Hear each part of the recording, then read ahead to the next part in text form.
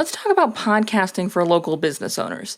This came up recently in a Podcasting for Profitability roundtable, and I'm so glad it did because it was a reminder that I can use this as a really great example of why no one person can give you one right answer that will apply to every circumstance. Nobody, not even me. And let's be honest, I am very, very smart. No one can do it. You have to be including the nuance because in this episode you're about to listen to, you are going to hear me tell you things that I generally say the opposite. And I'm going to be honest, I'm going to highlight them at every stage because the largest point I want you to get from this is yes, how as a local service-based business owner, you could be using a podcast, but also that there's no one right answer, that you have to be including your nuance, your perspective, your needs into evaluating some of these options, these strategies, the tactics, the process, whatever you want to call it.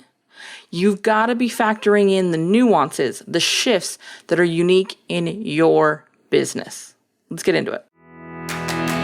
Welcome to the More Profitable Podcast with Stacey Harris. I'm Stacey, and this is the spot to learn more about the strategies, tactics, and tools you need to build your more profitable podcast. My team and I work every day with podcasters like you to shift shows from frustrating time sucks to productive members of your sales team, because your show should be built to generate and convert leads.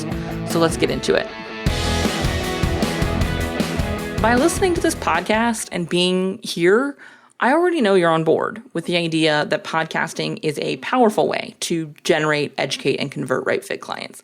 But most often, in the context we talk about podcasting here and the work we do with our clients, we're not working with businesses generally who have a specific physical area they serve. They're service-based business owners who generally work with clients all over their country and oftentimes even internationally.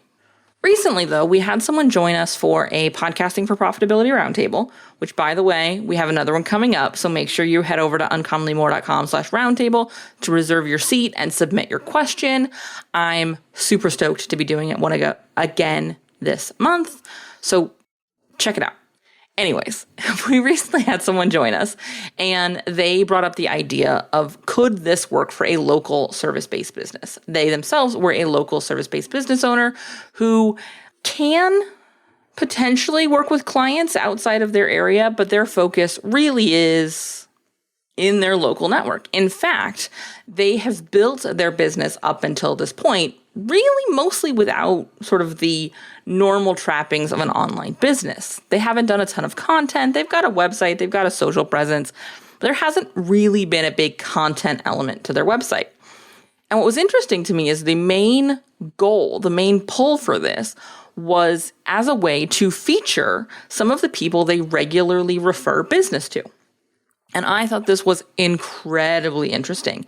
And as I told them on that call, is a really, really smart way to be using a podcast as a local service-based business owner. We've had a couple of instances where we've talked with or worked with a local business where they have been working specifically in their targeted area, and we've helped them build content plans and social plans over the years. But it had been a while, and I had never seen somebody come in. It was interesting because the premise was really like, I know you say I shouldn't have guests, but, and I'm like, okay. And then they shared with me their purpose, their reason, and it was so smart. And it's why I wanted to spend at least a portion of today's episode, because in a minute, we're going to be talking about some of these ways that we can be using the podcast if you are a local-based business. But before that, I wanted to spend just a minute really talking about what I mentioned in the intro to this episode, which is this is why, even with me, there's not one answer for every solution. There is nuance in play, and you've got to be protecting your business. Now, I want to be aware that there is an opposite side of this, because I have absolutely gotten on calls with people who, and if you're a service provider, I know that you've had this experience too. So I'm going to say this as plainly as I can and as nicely as I can. But we've all had an engagement or a project or a client or a team member of a client, which is where I find this most often happens, who it doesn't matter what you say, they have a list of reasons ready for you why it won't work and why it's imperative that they continue doing what they're doing, even though what they're doing right now isn't working, which is why they're in a conversation with you. Yeah, nodding along. You've been there too? Okay. We've all had those clients. So there is that end of the spectrum. However, I find that too often, most of the people who I talk to actually sit at the opposite end of that spectrum. They sit closer to the side where it's, I'm investing with you, you're an expert, tell me what to do and I'll do it, which is awesome, except you know more about your business than I ever will. I have clients who I have been in the trenches, deep in their business with them for 5, 8, 10, I think we've got one at 11 now, years, actual year, a decade in one case. I've been working with a client and still I will never know the inside of their business, the inside of their offerings, the way they do, because I'm not on the phone with them and with clients. I am not the expert that they are. I am not them. Plain and simple. I only have access to the information I'm given, and I cannot be given to all of the information that's inside of your head. It's simply not possible. Or every inside conversation that happens inside of your business, with your team, with the rest of your team, with your clients, with your leads, whatever. I can't. No one knows your business better than you. So it's your job to say, I need to understand how that works in this context. Notice the difference there. This wasn't, nope, that won't work. It was, tell me how this accounts for this nuance. Tell me how this makes this other piece work. Because I don't have that other piece, but I am interested in seeing how this serves that. I want to know what's happening. And I get it. I get the instinct to hire an expert and hand the ball over to them and be like, run with it. One of the things I pride myself on as a service provider is being able to pick up the ball for clients when they don't have enough capacity to hold all of them and to help them juggle this one. That's my job. In the maybe simplest form, that's my job. And so I pride myself in being able to do that. But I can only do that to the point in which my clients show up and say, I need to understand how this works here. And I am incredibly lucky and incredibly grateful that I'm going to say all of it. I can't think of a client I have right now or have had in recent years where this hasn't been the case. They have the ability to say that. Certainly in production. Occasionally I'll get it in the mastermind. I don't think I've ever had it happen in 10 intensives. More often than not, I find it happens on sales calls. And even after, it's clear that it's not going to work. And so I will say that most often I say, here's what I'm going to recommend. Look at these things. Have a good day. But that happens partially because of this show. I am using this show to educate. Not just generate, not just convert, but educate. And we've talked a lot about this month, about where this education component fits in. We've talked a lot recently about this idea of educating our audience. This is where that is.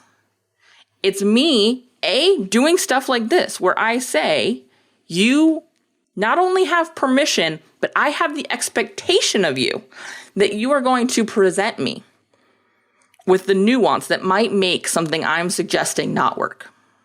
That's your job. I have an expectation that you will show up and say, cool, tell me how this works for this. And again, today's episode is such a good example of that I didn't want to miss an opportunity to highlight this, because I think too often we forget to give ourselves the acknowledgement, the credibility, the level of expertise that includes our own business. And so this person showing up on the roundtable and saying, Stacy, I know you talk a lot about not having guests, but here's what I want to do. Here's how I work. And here's my goal for my show. And that's why today we're going to talk about this shift, why, as a local, service-based, in-person service provider, there might be some nuances. After saying all that, I will say that the first piece of this, the first way that you as a service-based local business owner can be using your podcast to generate, educate, and convert right fit clients is actually the same as somebody who's working remotely, somebody who is working and providing services internationally, via Zoom, whatever. You're building authority and credibility. That is the same, regardless. However, here's where we lay in some nuance. Because when we're talking about a local business, it's not just about establishing that you know what you're talking about. It's also about establishing yourself as part of the community. And so, yes, your show is going to be about positioning yourself as an industry expert in your area, but it's also going to be establishing your credibility as a part of your local community. It's going to be about showcasing your case studies and success stories that help establish your social proof and the impact of your work, but it's also going to be establishing yourself as somebody who is supporting other local businesses in doing that. Those case studies are going to need to be, and this comes to mind specifically for people who maybe work both ways, who have a strong local presence, but also work with people remotely, right? At a distance. Maybe you are a project manager who is working with people in person. You go into their offices and you support them, but you also work remotely via Zoom calls and handling things from your home office or whatever. Maybe you've got both elements. If you want to be leaning in the next quarter or the next 6 months or the next year into your local network, which is something I see a lot of people in the expert space doing, you're going to need to make sure some of those case studies, some of that credibility is local businesses. Somebody who, when you hand your card and say, I would love to work with you, here's a conversation I had with so-and-so, that so-and-so is it possibly somebody that person in your local network recognizes, a business they've seen, a person in your local networking meeting, whether that be a Chamber of Commerce situation or a BNI or whatever, local networking community you're in. You're going to want to have those case studies, that social proof, that authority building, not just in your expertise, but as part of the community. And that's where, even in this instance where, honestly, this is the same, right? We're using the podcast to generate, educate, and convert right fit clients. That means the primary job of our show is to build authority and credibility. That's the same whether we're talking about working remotely or we're talking about going in and working with somebody in their office or going in and working with somebody in their home, whatever it is. However, the kind of authority and the layers of credibility we need, that's our nuance.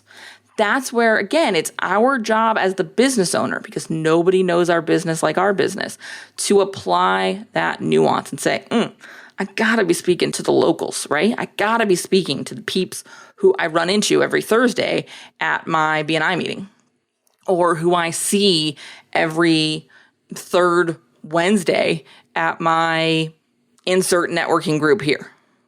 You've got to be building the local credibility. I want to shift gears here, and I want to talk about something that is more specific to just a local service-based business. This is one where we don't have that, well, this is pretty much the same kind of element, right? This one is all about connecting with that local community. So this is going to be some of that social proof from businesses that they may recognize. But it's also going to be about just being a part of the community. Using your ability to come into this platform and storytell, honestly, about what's happening in your local community. My favorite example of this is, in the best way realtors can use a podcast, which is to basically become their directory for what happens in the neighborhood they sell houses in. The same can be absolutely true for your plumbing business, your construction business, whatever it is. Anybody who is, this is my favorite way to think about this. Any business who's interested in sponsoring the community baseball team, or who is sponsoring the local school's jogathon, or, school dance, or school fair, or whatever local thing, this is the way you can also use your podcast. Highlight those local events, speak to what's happening, talk about your local networking meetup, talk about the restaurant you ate at that you're obsessed with. Use storytelling to talk about what's happening in your community. Now, ideally, we're doing this in a way that helps us speak to our own business. Maybe it's that you're in construction, and whenever you finish a project, you feature the local business to announce their grand opening, celebrate what's happening, talk about their business, and introduce this new business to the community because you have a unique line of sight. You help open businesses. So with your podcast, you can help by introducing those businesses to the community. This allows it to be part case study, part social proof, but also community growth, community connection. So using this to connect with the community in your local area is powerful. Let's go back to our examples of sponsoring a local baseball team. Give them a shout out when they win. It doesn't have to be whole episodes. It can be features. It can be, an intro moment. We talk a lot about show structure in this show. Maybe your freebie pitch that we talk about, like when I mentioned the podcasting roundtable earlier, maybe when we talk about that segment of the show, it's actually not a hey, get on my list. It is a submit your local event. And each episode, you highlight a local event, and the call to action is to obviously check out that event, but also here's how you submit your local event. This is how we are becoming a part of the community. We are connecting ourselves to our local area, really cultivating and growing that sense of belonging by using a podcast, by using an internet tool. Where I want to wrap this up with is sort of a step further in this same idea. Start highlighting other businesses. This was the bit of nuance, the point of contention maybe, that this podcaster, or future podcaster rather, who joined us for the roundtable was really coming from. I want to have people on the show who I meet at networking events. I want to have people on the show who I haven't necessarily done work with or for. They're not hiring me. This isn't social proof. Is this also a distraction? This is the time where it's not. And again, this is why this context matters, because this is one of the places where I would say guests should be a regular part of your show. Now, my nuance here is it can't be every episode. Every episode cannot be about introducing your audience to a different local service provider or a different local business. If your goal is to get them to hire you as a service provider, we have to make sure that we're doing that first thing we talked about too, right? We're still building our authority and our credibility. That's a critical element. But maybe once a month, you feature a local business, somebody who you're meeting at your networking event. This is a really, really powerful way to supercharge your networking, because now it's not 5 minutes where we sort of talked at each other, exchanged business cards, never to speak again. What it was us coming together, establishing that there was some level of connection and saying, hey, I would love to follow up and have another chat, spend some time together talking about whatever, your expertise, my expertise, where the two come together. You've got to figure that nuance out and what makes sense. It may vary by guest, but I'd love to come on or have you come on and talk to each other, because now you're using the podcast as a way to have regular follow-up conversations with the people you're meeting. These are the people who you want to become your referral partners. That road goes two ways. So if you meet, let's say you're a copywriter and you meet a web designer at a networking event, and they specifically work with local businesses, and so do you, aces, it's a match made in heaven, do an episode together.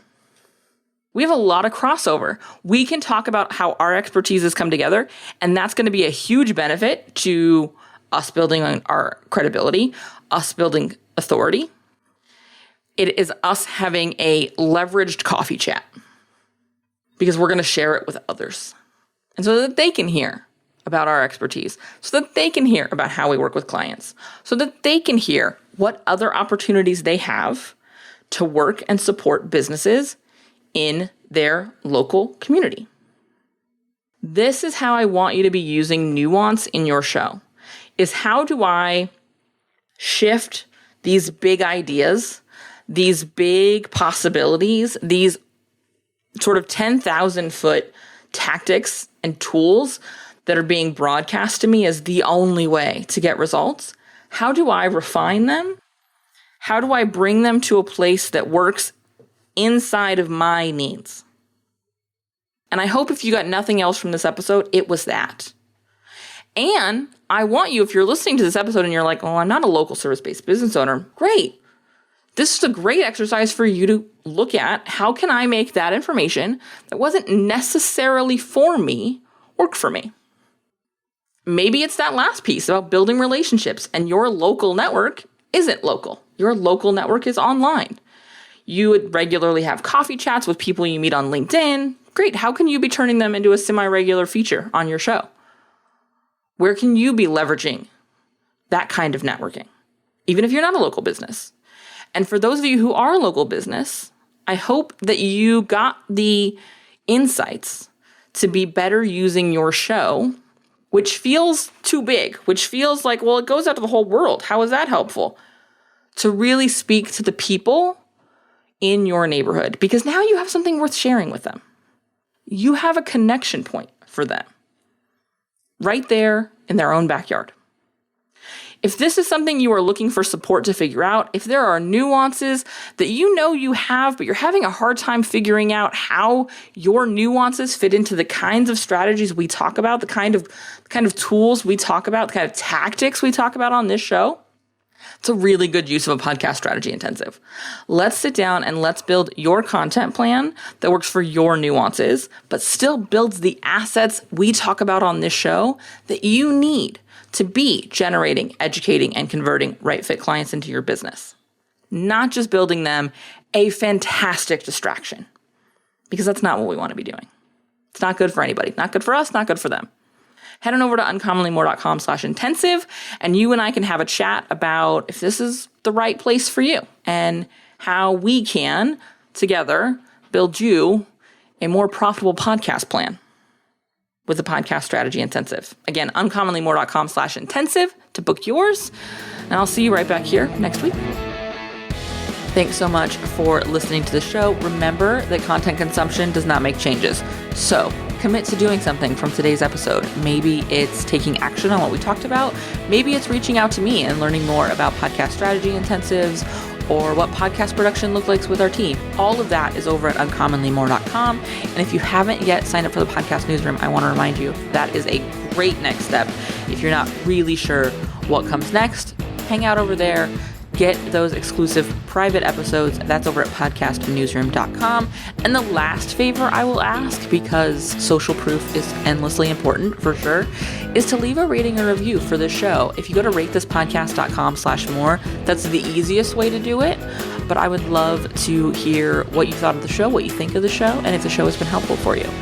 I can't wait to chat with you. So this is just the start of the conversation. Reach out so we can keep it going. Talk soon.